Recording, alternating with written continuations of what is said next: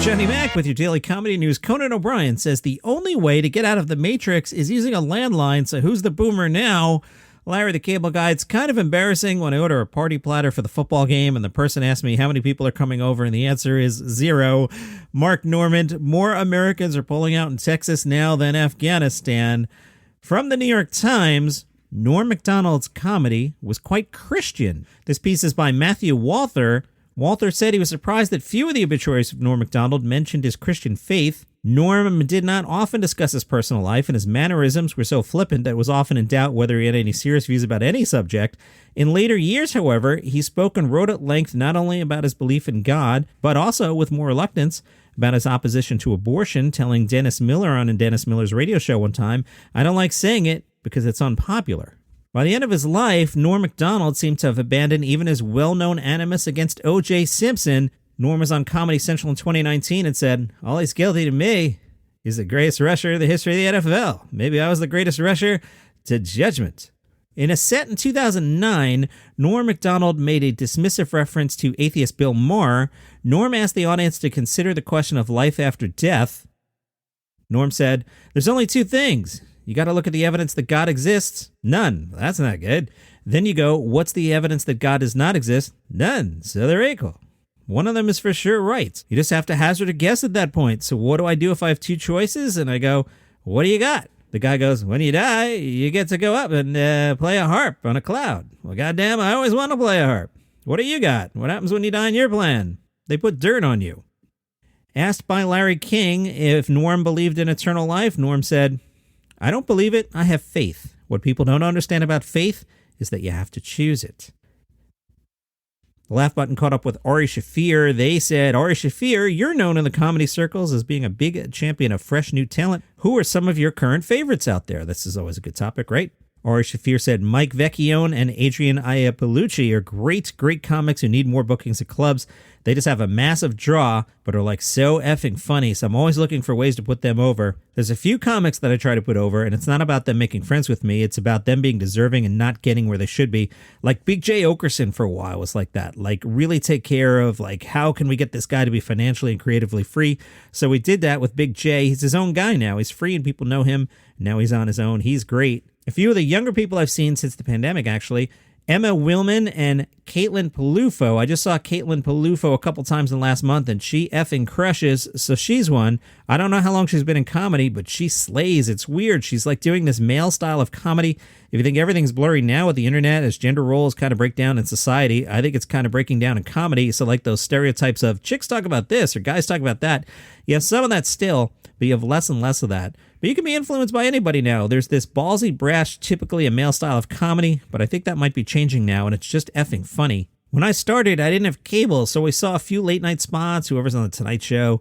Otherwise, The Laugh Factory had a show on Saturday night on CBS or NBC, maybe Fox. Whoever was on that, I didn't see any specials, so my influences would not have been somebody else's. Somebody else who might have been really versed in stand-up might have had a Carlin or whatever, but I didn't find Kinnison stand-up until I was way into stand-up, and I loved him, but he wasn't a big influence on my stuff as, say, The Simpsons or the comics I saw at the Comedy Store like Don Barris and Bob Oshak and Freddie Soto, the people I saw killing it every night like Joe Rogan, the people I saw there just killing it like Ralphie May. They influenced me more than those other guys, and now with the internet, even when I started, it was like if you missed a Comedy Central special, you missed it, and now everything's online, so you can just watch it again and again if you want. A new comic might now have Mark Normand as their big influence or Big J. Okerson as their big influence.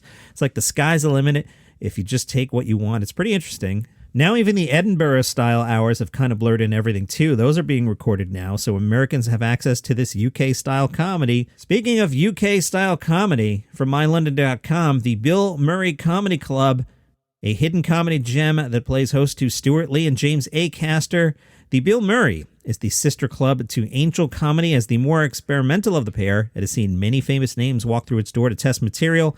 The Bill Murray Comedy Club was established after Angel Comedy started a Kickstarter campaign to expand into a nearby pub. They named it the Bill Murray, but they never heard back from American comedian Bill Murray as to whether or not they had his blessing, so they decided to officially name the venue William Murray, 1st Earl of Dysart, who, of course, as you know, was Charles I's childhood whipping boy.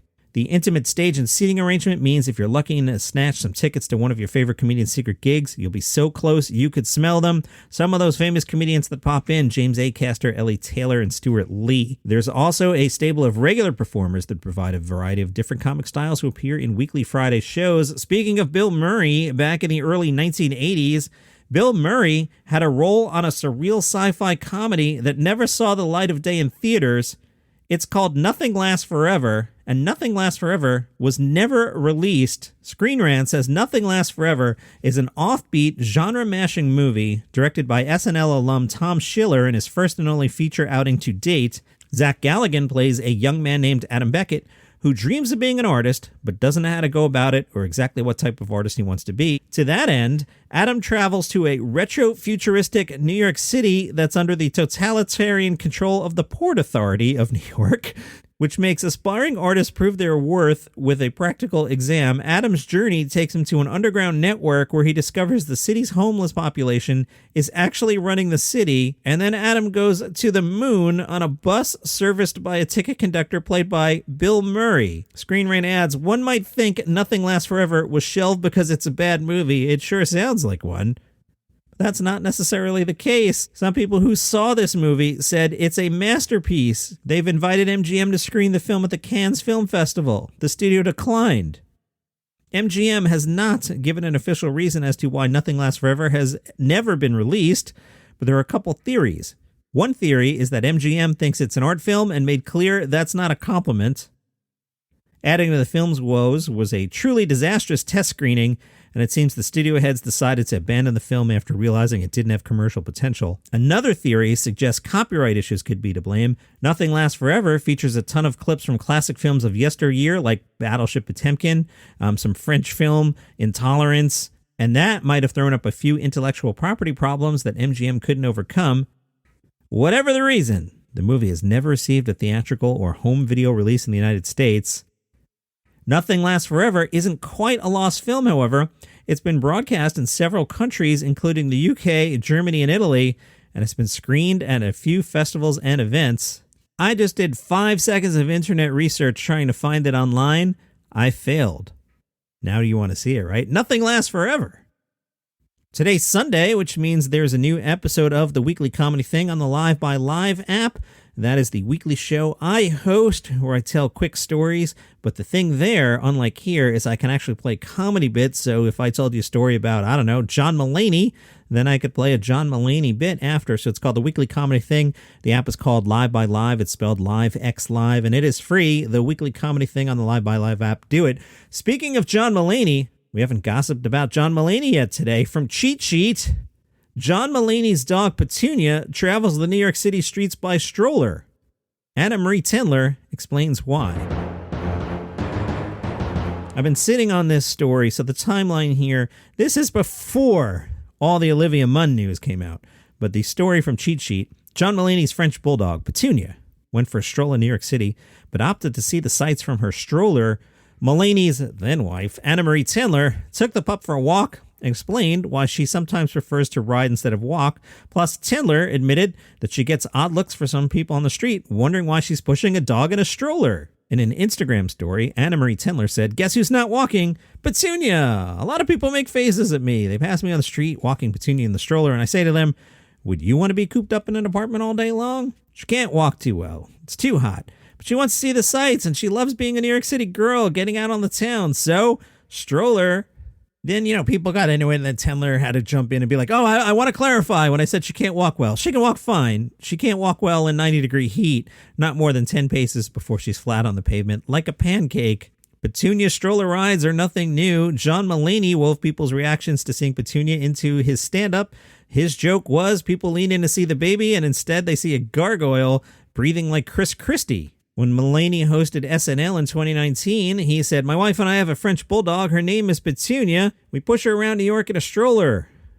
This next story is absolutely true. My wife was pushing our bulldog Petunia in a stroller down 7th Avenue a few months ago. She's pushing her down 7th Avenue. My wife gets to 7th Avenue and Leroy Street. At 7th Avenue and Leroy Street, a car pulls up. Out of the car steps Woody Allen and Soo-Yi Previn. My wife stares at Woody and Soon-Yi. Woody and Soon-Yi stare at a woman pushing a bulldog in a stroller. The four of them stare at each other. and they're all kind of nod to say, none of this is right, and then they went their separate ways. You know who else went their separate ways? John Mulaney and Anna Marie Tendler. Oh, did I just make you feel bad? From the Hollywood Reporter, Jon Stewart was asked how he settled on the title of his new show, which is called The Problem with Jon Stewart. One of the possible titles was The Money Grab with Jon Stewart. Jon said it really came down to the issue with or the problem with, and everyone thought one had a better swing to it. But one of the things I try to tell everybody at the show is like, we're not going to use everything, and everything's going to help us get to a place that's useful. And that's the thing with the title. It started out like, okay, people know me from The Daily Show. Do we go monthly? Do we do that? And what are we talking about with the show? It's issues, but people are going to say this. Well, why don't we call it Lower Your Expectations for Jon Stewart? And going back and forth with ideas is the part that I bleep and love. The Hollywood Reporter said, did you consider a comma after the problem in The Problem with Jon Stewart? Jon said, oh yeah, there's a meeting about punctuation. We're all talking about, okay, what do you think about a comma? It's the thing that I love exposing with politics, which is everything you see is an intention. Somebody built it. Somebody made a decision. Like in the Iraq War, the whole, we don't want the smoking gun to be a mushroom cloud. That came from a meeting. That was a PR guy, and they had meetings every week to talk about the best way to talk about going to war. And that same meeting is the one where I had to figure out what to call this bleeping show. That's what I love. And that is your comedy news for today. Follow this show on Spotify, Apple Podcasts, Google Podcasts, Instagram at Daily Comedy News, buymeacoffee.com/Daily Comedy News. Catch you tomorrow.